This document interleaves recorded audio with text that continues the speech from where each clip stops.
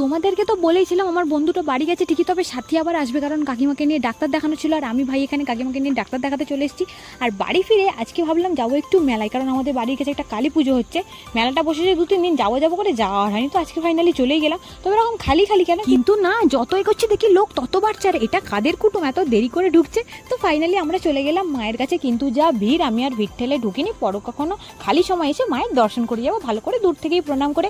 এখন বাড়ি যাওয়ার পথেই ফিরছি। তবে এখানকার মেলাটাই যা বুঝলাম লম্বায় অনেকটা বড়, মানে একটা মাঠের মধ্যে যেরকম হয় সেরকম নয়। তো তারপর আমরা দাঁড়িয়েছিলাম একটু জুসের দোকানে, সব কালারগুলোর মধ্যে ব্লুটা সব থেকে সুন্দর, আর পাশের কালারটা পচা। তো যাই হোক, আমি এখন নিয়ে নিচ্ছি একদম কোনো কালার ছাড়া লেমন, আর সেটাই আমরা সবাই মিলে খেলাম। তবে মেলায় গেছি, ফুচকা না খেলে হয়?